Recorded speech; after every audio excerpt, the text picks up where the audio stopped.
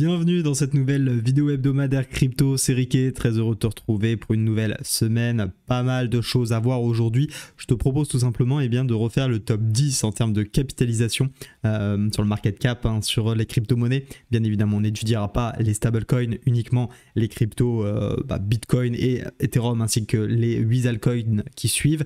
Donc on va s'intéresser un petit peu à tout ça, on va voir s'il y a des choses à faire, les niveaux qui peuvent être intéressants et puis on va faire toutes les analyses techniques dont on a l'habitude comme tous les lundis. Donc je te propose tout de suite de commencer par le Bitcoin, on va rentrer dans le vif du sujet et on voit que le Bitcoin, ça a été compliqué la semaine dernière, comme depuis un petit moment, pas réellement de mouvement, c'était à prévoir, je vous l'avais dit. On a eu le Black Friday, oui, alors il y a eu le Black Friday, c'était pas le Black Friday auquel je pensais, c'était plutôt Thanksgiving aux US, qui fait que les marchés étaient relativement calmes jeudi et vendredi. Comme je ne cesse de le répéter, attention au mouvement le week-end, souvent ce qu'on fait le vendredi soir, samedi est repris le dimanche. Bon, c'est souvent ce qui se passe, je crois que ça n'a pas trop échappé. En tout cas, on a une sorte de doji encore, deuxième bougie d'incertitude. C'est relativement simple, tant qu'on est borné entre cette bande ici et cette bande là, il n'y aura pas grand chose qui va se passer selon moi. On va aller descendre dans les unités de temps inférieures parce que on a quand même quelques petites choses intéressantes, notamment en daily.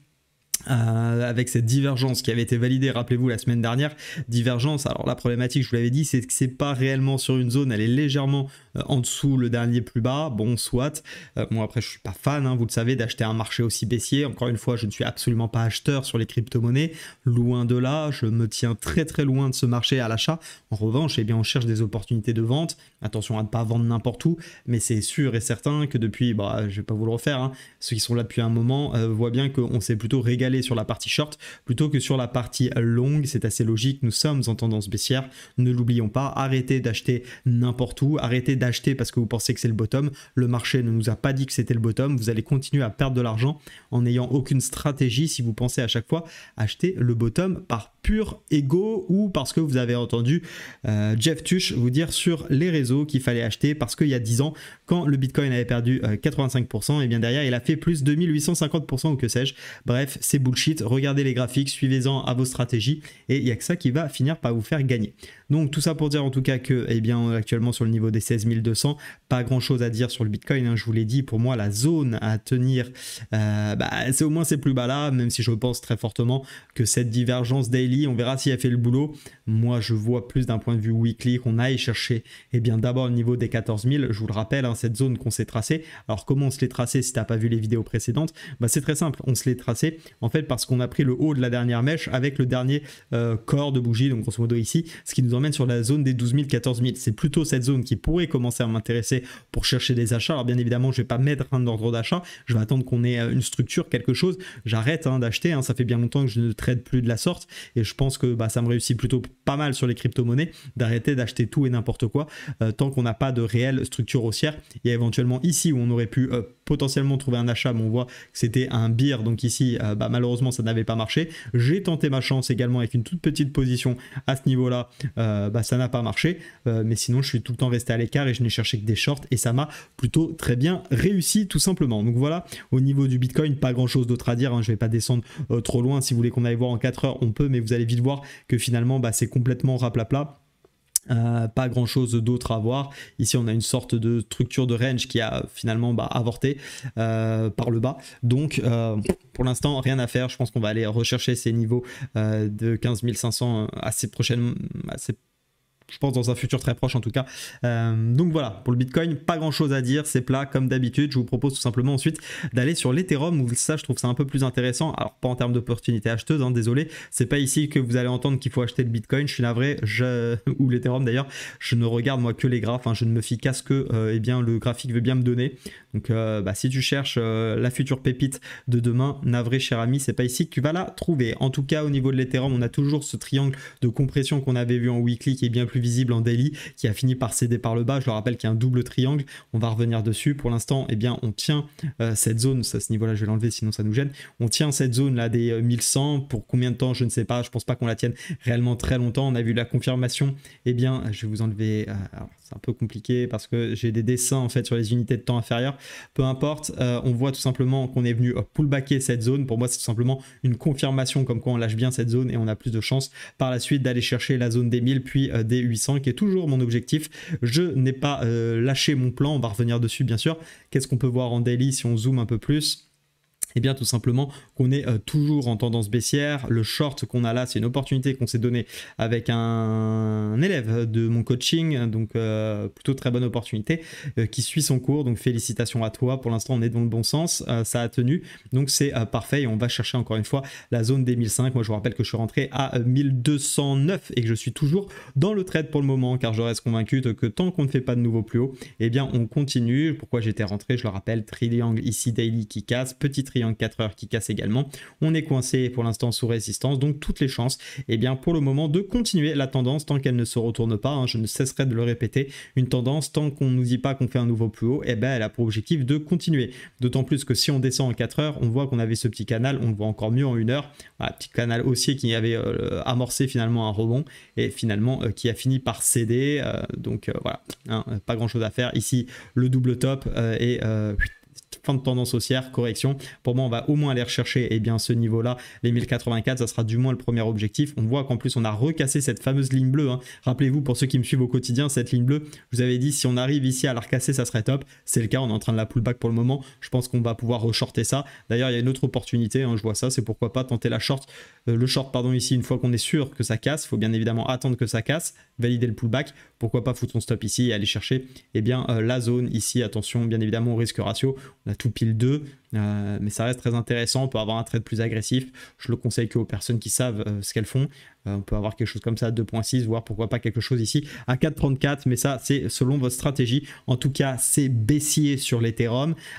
Pareil, hein, acheter ici, c'est acheter sous une résistance, donc c'est pas forcément ce qu'il y a de mieux. Je vous invite pas à le faire. Après, vous êtes libre de faire ce que vous voulez. Je rappelle que ces vidéos ne sont pas des conseils en investissement. Ensuite, on va aller voir tout simplement le troisième. Alors, j'ai juste regardé dans mon petit classement lequel c'est pour bien le suivre. C'est le BNB. Allez, go. On va aller voir ensuite le BNB. Alors le BNB, on en avait parlé également la semaine dernière, ça s'est plutôt bien passé, hein. On a vu il s'est passé ce qu'on a dit, mais on va revenir plutôt en weekly pour voir. Alors en weekly on est dans un range, hein, clairement pas hyper excitant ce range, ça n'empêche que c'est quand même une des meilleures configurations. Pourquoi? Parce que déjà on est au-dessus de la moyenne mobile 200 et on est coincé ici entre la 50 et la 20, on voit bien d'où ce range d'ailleurs, hein, où il n'y a pas réellement de décision. Tant qu'on tient la zone des 258, ça reste intéressant. Maintenant ce qu'il faudrait, c'est évidemment passer la zone des 338. Lorsque je descends en daily, on avait cette petite zone très intéressante qu'on avait tracée, on avait repris ce mouvement. Alors d'ailleurs on peut l'annuler, je pense même que si je fais ça, c'est un peu un excès de mèche, je suis pas trop fan de ces excès qui correspondent pas à grand chose. Vous voyez, si on prend plutôt celui-ci, alors c'est très subjectif, hein, parce que normalement je pense qu'on doit prendre ça, ça n'empêche qu'on a eu un gros mouvement un petit peu, je suis pas fan. En tout cas si je prends ce mouvement là, moi ce qui me plaît c'est qu'on avait tenu cette zone bleue ici en daily, et surtout regardez, on a ravalé la bougie qui avait fait un petit excès, donc probablement gratter les liquidités, et ici, et je vous avais dit ça peut être très intéressant si on clôture comme ça, et bien tout simplement de payer ici pour aller chercher.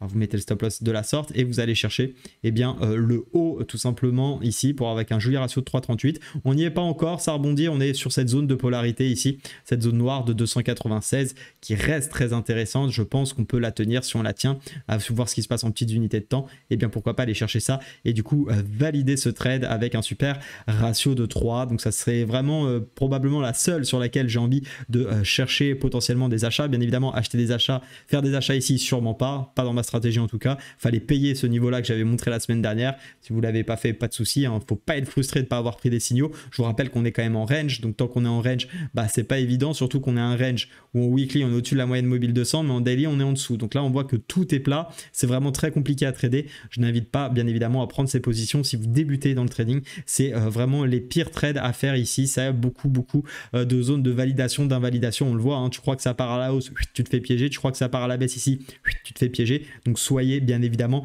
très vigilant à ce que vous faites les amis lorsqu'on est en range. Je vous invite plutôt à vous écarter de ce marché. Je l'ai déjà dit, hein, on peut aller voir en 4 heures, mais regarde-moi ça en 4 heures. Là tu shortais, bon ok, après il fallait vraiment prendre le TP pile poil ici et derrière ça s'est retourné très violemment. C'est très rapide, hein. Donc attention à ces zones de range. Je vous l'ai déjà dit, si vous avez envie de trader, chercher des marchés en tendance, soit chercher des shorts sur la crypto-monnaie parce que malgré tout, le marché dans sa globalité est plutôt baissier, ou alors intéressez-vous à d'autres marchés sur lesquels il y a énormément d'opportunités, comme on l'a déjà vu sur les vidéos hebdo du Forex qui ont lieu le mardi, ou les vidéos hebdo actions qui ont lieu le mercredi. Voilà, petite pub au passage. Alors, au niveau du XRP, donc on va se remettre en weekly également. Alors, je passe au XRP, je vais peut-être refaire un saut. Non, c'est bien, c'est bien le XRP qui a regardé ensuite.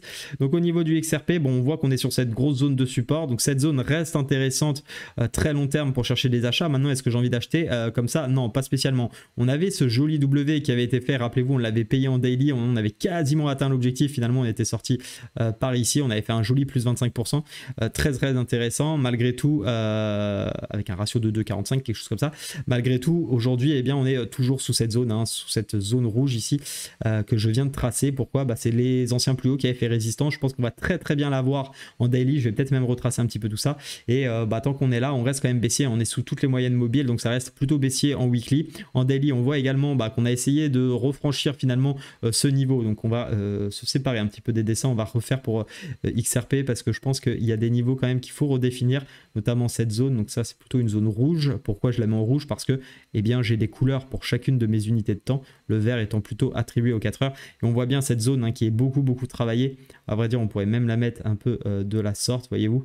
Hop, voilà. Ça, grosso modo, c'est la zone où il faut essayer de prendre des positions. Maintenant, vu qu'on est baissier, j'ai plutôt envie de chercher un short, sachant qu'on a refusé la moyenne 50, qu'on casse la moyenne mobile 20 tout simplement en daily. Donc, on pourrait peut-être mettre un stop. Attention, parce qu'en fait, on est revenu chercher. Regardez, c'est assez simple ce qui s'est passé. C'est tout simplement ici, on avait une petite zone. On le voit avec les mèches 4 heures. Même si je mets en daily, on a cassé cette zone. On est revenu finalement chercher la mèche ici à quelques points près. Pas exactement, et on pourrait avoir en tout cas plutôt l'opportunité de continuer à baisser sur XRP, et dans ce cas là je serais plutôt friand d'aller chercher cette zone. Si je devais shorter, je ne vais pas shorter cette zone pour la simple et bonne raison qu'on est plus ou moins dans un range, mais quitte à faire quelque chose sur XRP, bien évidemment c'est absolument pas des achats que je fais sur cette zone, bien loin de là, bien loin de moi cette idée, notamment avec cette configuration. Donc ici plutôt continuer à chercher des shorts jusqu'au 0,30. Voilà les amis, pas grand chose d'autre à dire. Si on regarde en 4 heures, vous voyez, on a eu une sorte de rebond aussi, et tout de suite complètement annulé. On est en train de travailler autour de cette zone de polarité daily. Là, assez compliqué à trader, vraiment pour ceux qui aiment shorter et qui peuvent le faire et qui ont les compétences et qui ont des stratégies bien structurées. Oui, ça reste assez facile à trader. Maintenant, attention, si vous débutez, si vous êtes plus ou moins dans un range de grosses unités de temps, dans lequel on est en train de réintégrer toute cette partie qui avait duré quand même du 10 juin au 17 septembre, ce qui fait quasiment 3 mois. Donc, soyez très prudents les amis, fiez-vous tout simplement à ce que vous disent les graphes et non pas à ce que vous racontent Jeff Tuch et compagnie sur les réseaux. Au niveau du Dogecoin, on va tout simplement refaire les petits dessins parce que je vois que j'avais fait des gribouillages. Alors c'est pas si mal en daily, mais on démarre comme d'habitude, comme vous savez, en weekly. On est coincé entre cette zone 50 et 20, mais ça n'empêche que le Dogecoin présente pour moi quand même une structure intéressante. Je ne suis pas là pour faire du fondamental ou quoi que ce soit, je parle juste de structure. Pourquoi? Parce que on a eu un mouvement baissier suite à la grosse hausse qu'on avait eu à ce niveau là, avec un joli W qu'on a finalement tenu avec la semaine dernière, un joli réimpulsion. On est coincé entre la moyenne mobile 50, c'est un niveau qu'il faudra s'affranchir pour pouvoir continuer à chercher des achats. En revanche ici on a bien tenu cette zone, c'est très intéressant, et je serais plutôt friand effectivement d'aller chercher des achats pour l'instant sur Dogecoin. Maintenant, je vois une petite zone ici qu'on peut compléter. Hop, on va aller la chercher, voilà, très intéressante. En fait, c'est tant qu'on tient cette zone, on voit qu'on l'a un peu, pas simple pour ceux qui ont pris des shorts, qui ont dû se ramasser. Ça fait partie du jeu, parfois on peut pas toujours gagner, mais là on est bien au-dessus. En weekly, on reste quand même relativement haussier. Là, on fait un joli W malgré tout en daily. Je pense qu'il y a mieux se voir dans les petites unités de temps. On a tenu ce niveau, on est en train de pousser. Moi, ça me plaît, le Dogecoin, je vais pas vous mentir. C'est graphiquement à trader, je trouve ça intéressant. Vous voyez, on a cette petite zone également, cette zone verte là, cette fois-ci, qui était avec un plus haut juste ici, pardon, un peu plus haut, qu'on est à pile poil pullbacké. Donc des chances effectivement de continuer la hausse. Maintenant, je ne vous invite pas nécessairement à trader ça. Je préfère rester à l'écart moi de tous ces actifs pas très clairs pour moi. D'un point de vue technique, je suis pas trop fan de ce qui se passe. Donc je le traderai pas, mais si tu t'en fies en tout cas au Dogecoin que tu as envie d'acheter, on voit quand même que cette zone c'est celle qui avait tenu ici, donc la zone des 0,95 a priori, c'est ça, ouais, 0,9350, 0,95 grosso modo représente une zone d'intérêt pour payer bien évidemment évidemment ce Dogecoin, si on en fait une petite zone ici, ça revient à quelque chose comme ceci. Ok les amis pour Dogecoin, ouais, c'est clair, on s'échappe de ce range, on casse par le haut, on y va, on n'a pas de divergence. Au plus près on paye ici, mieux c'est, et puis on va chercher bien évidemment les derniers sommets. Pourquoi pas en objectif. Ensuite, on va s'intéresser à Cardano, ADA. Alors, sur le ADA, qu'est-ce qu'il en est? Alors, ADA, on avait pris un short hein, à l'époque, rappelez-vous, quel short on l'avait pris, on s'était fait BE malheureusement, mais waouh, qu'est-ce qu'on avait bon dans le scénario. Bah, c'est logique, hein, enfin logique. C'est pas autoréalisateur bien sûr, mais on avait une tendance baissière et on a continué la tendance baissière, donc a priori, des chances de continuer. Alors moi, qu'est-ce que je vais regarder sur ADA? Bah ADA, ça baisse, donc déjà on peut essayer de voir jusqu'à où ça va baisser et on voit tout de suite qu'on a une zone ici qui pourrait être intéressante et c'est vraiment la zone que je vais chercher. Hein. Bah, pourquoi pas continuer à chercher des shorts jusqu'au 0,1630. Hein. Ceux qui pensent que c'est impossible, bah, sachez que pour moi rien n'est impossible. Comme le Bitcoin d'ici quelques temps, plusieurs temps, hein, bien évidemment, pas demain la veille, mais un Bitcoin à 100 000, bien évidemment, j'y crois. Disons que j'ai pas d'avis là-dessus, ça reste possible, comme un Bitcoin à 3000 reste possible, moi j'ai pas d'avis là-dessus. Je regarde tout simplement ce que les graphiques me disent et pour l'instant ça me réussit encore une fois. Donc pas besoin d'inventer des théories ou quoi, il suffit juste de regarder ce que le graphique veut bien nous dire. Et pour l'instant quand je vois ça les amis, bah navré de vous dire que le graphique sur le ADA il me donne pas du tout, mais alors pas du tout envie de payer ce marché. On voit en plus hein, que ce support a été pullbacké ici comme je le disais juste avant, ça tient et donc bah, on a même cassé ce dernier plus haut alors qu'il y a un plus petit plus haut ici qu'on pourrait tout à fait noter. Pourquoi pas venir rechercher pour ensuite reshorter et aller chercher cette zone avec un niveau d'invalidation 0,4531 et aller chercher les 0,1613, 0,1630 pardon, ça doit nous faire le ratio de quelque chose comme 2,5, j'ai l'impression comme ça à vue d'œil. Hein, vous voyez, vous mettez le stop loss par ici. Là, beaucoup moins que 2,5. Mes excuses.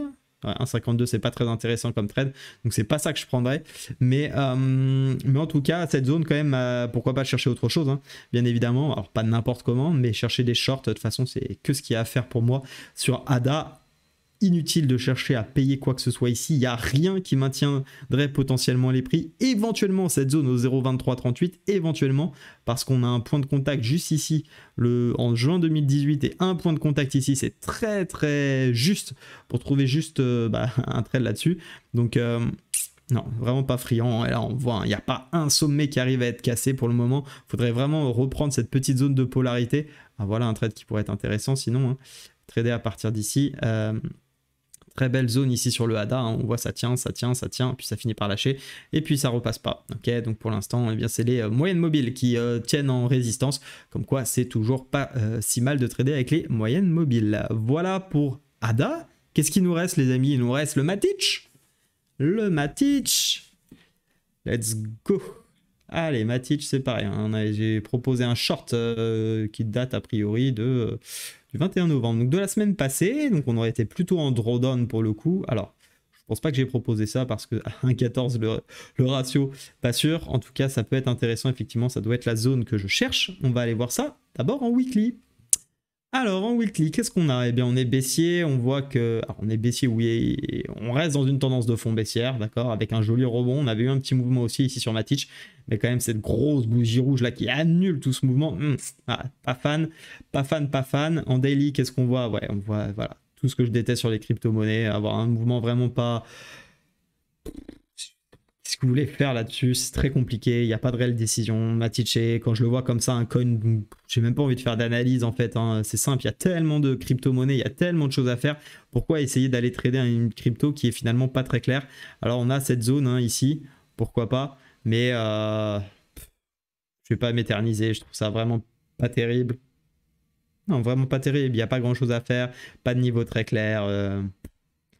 Plutôt à s'abstenir sur le Matic. Voilà, je ne vais pas vous faire d'analyse plus poussée que ça, parce que très clairement, on est finalement, on est quasiment dans cette boîte-là, hein, si vous regardez bien. On est un peu dans ça, on ne sait pas trop si ça va au-dessus, en dessous, ça merguez tout le temps. Là, il y a à peu près autant de chances que ça tienne ce niveau-là et que ça reparte, que ça aille en bas. Bref, je vous invite à vous abstenir. Après, vous faites bien évidemment ce que vous voulez. L'ami Polkadot, qui est complètement mort et disparu des radars, là où il y a encore à peu près un an, hein, je ne sais plus quand c'était les crowdloans, c'est comme ça qu'on disait. .USDT et c'était à peu près il y a un an là où tout le monde en parlait et il s'avère que ça ressemble plutôt à du ADA maintenant, à du ADA Cardano hein, Alors là, c'est complètement amorphe. C'est catastrophique le dot. Là, il n'y a plus rien qui se passe. C'est raplapla. Un doji qui continue. On est sur une zone. Ici, on est revenu quasiment au point de départ. Hein. Franchement, Polkadot, quasiment le point de départ. Quoi. Là, il va y avoir probablement un niveau peut-être qui pourrait tenir dans ces alentours. Mais là, c'est tant qu'on n'est pas...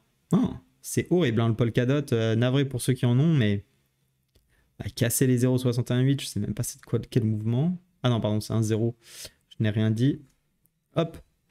Donc là, bah, qu'est-ce qu'on voulait faire, hein, on avait effectivement un joli petit mouvement ici où on s'était dit, tiens, ça peut se retourner avec l'histoire d'FTX. Hein, c'est à peu près à cette période-là. Retour maison, on continue la tendance baissière. Ça, hein, tant qu'on ne cassera pas des plus hauts, vous pourrez continuer à chercher des achats. Vous avez tout autant de chances de vous casser les dents, les amis. Donc attendez des vrais signaux, attendez, ça va venir, il faut juste être patient. Si vous n'êtes pas patient, bah, tout simplement, arrêtez de vouloir trader la crypto-monnaie, allez sur autre chose, regardez, hein, le dernier plus bas cassé, boum, rejeté. Allez, terminé, bonsoir. On va aller chercher les 4,44 et vérifier ce qui peut se passer autour des 4,44, mais là, c'est juste dramatique comme graphique, quoi. J'ai pas du tout envie d'acheter ça. Et bien malin celui qui dit que c'est une bonne idée. Mais enfin, ça ne me regarde pas. Au niveau du Shiba, le Shiba, il est sur une zone. Ok, on le voit assez clairement. Ici, le dernier plus bas, c'est la zone ici qui avait été beaucoup travaillée. Je vais parler comme ça en 0,819 parce que sinon, je vais pas vous faire tous les zéros. Mais 0,819 en daily, qu'est-ce qu'on observe?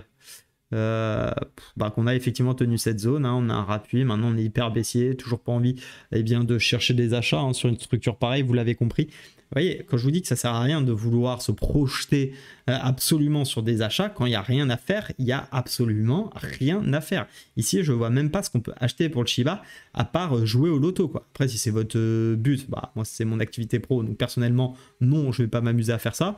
Maintenant, si vous voulez, hein, il n'y a pas de... Je vois pas de problème à ça. On a lâché les 0,618 ici, qu'on est magnifiquement venu pullbacker. Et derrière, pour moi, l'objectif, hein, je vous l'ai dit, c'est d'aller chercher le dernier plus bas. Donc je reste 0,714. Ça me reste un objectif qui m'intéresse. Bien évidemment, on a cette zone un peu plus importante sur les unités de temps supérieures. À voir si on pourra y aller jusque-là. Mais en tout cas, on a bien été chercher cette zone qui était déjà très intéressante selon moi. Et je vais terminer avec Litecoin. Yeah, Litecoin. Alors, juste avant de vous faire l'icon, je voulais vous préciser concernant, vous avez mon lien d'affiliation, enfin c'est même pas un lien d'affiliation, c'est un lien de parrainage, mais sachez que TradingView, la plateforme que j'utilise, fait des super promos. Ils ont décidé de faire un Cyber Monday Sale, je pensais qu'il y avait que le Black Friday, donc, a priori il y a encore un jour et 22 heures, ils n'ont pas changé l'offre hein, par rapport au Black Friday, c'est toujours la même. Moi actuellement je suis sur le Pro Plus, ça me suffit largement pour faire ce que j'ai à faire, et puis vous pouvez profiter avec mon lien de 30$, je crois, c'est jusqu'à 30$ qu'on reçoit chacun de notre côté si vous prenez un plan payant.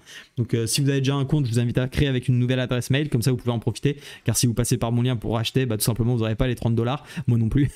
Donc si ça vous dit de soutenir la chaîne, n'hésitez pas, c'est cool, ça fait partie des remerciements que vous pouvez me faire, voilà, tout simplement. Au niveau de Litecoin, donc Litecoin c'est pas horrible. C'est pas super, c'est pas horrible. Ça reste baissier, on est au-dessus de la moyenne 20, on voit qu'on bloque sur la 50 en weekly. Par contre, ce qui me plaît beaucoup, c'est cette petite structure dont on a réussi à s'échapper. Donc on va aller regarder un petit peu ce qui se passe en daily. Ouais, vous voyez, ça c'est plutôt sympa. Voilà, là on est au-dessus des moyennes mobiles, là on est en train de tenir. Alors je dis pas que je vais payer. Pardon, je dis pas que je vais payer nécessairement ce niveau. Mais surtout que là, c'était l'ancienne petite zone de résistance. On voit bien ici. Clac, et qui pour l'instant fait le boulot. Donc ça c'est vraiment top. Ça tient bien. Et Litecoin pourrait commencer à proposer quand même quelque chose d'assez intéressant. On va pas se mentir, une belle phase d'accumulation ici. C'est peut-être un coin également sur lequel je pourrais commencer à réfléchir à des achats prochainement. Bien évidemment, je vais attendre qu'il y ait un peu plus de confirmation. Parce que là, pour l'instant, on est juste en train de me dire double top. On va peut-être reprendre la tendance finalement qui était celle de fond. Pourquoi pas aller chercher là. Bref, avoir un peu plus de structure haussière ici et puis attendre des replis m'intéresserait. Mais ça reste quand même très intéressant, ce Litecoin, parmi les différents qu'on a vus juste avant. Voilà les amis, j'espère que c'était assez clair. Ce soir, tirage au sort du jeu concours en live, 19h, je compte sur vous. On se retrouve donc sur YouTube à 19h. Qu'est-ce qui vous attend pour cet après-midi? Il vous attend la vidéo de scalping, bien évidemment, qui reprend. Ça y est, les marchés US réouvrent, il y a tout le monde. On va pouvoir profiter des dernières semaines de l'année pour scalper et essayer d'aller chercher ce challenge. Ça va être sport, mais on va le faire. Et puis on se retrouve demain pour l'émission Forex, mercredi pour l'émission hebdo, jeudi pour l'émission tuto et vendredi on verra bien ce qu'on fait. Tous les autres débuts d'après-midi vous retrouvez bien évidemment les quotidiennes scalping. Voilà les amis, vous pouvez rejoindre le canal Telegram, il y a pas mal de choses qui se passent dedans actuellement, donc venez nombreux, rejoignez-nous, abonnez-vous à la chaîne YouTube si ce n'est pas déjà fait. En attendant, je vous souhaite d'être prudent sur les marchés et à très vite, ciao.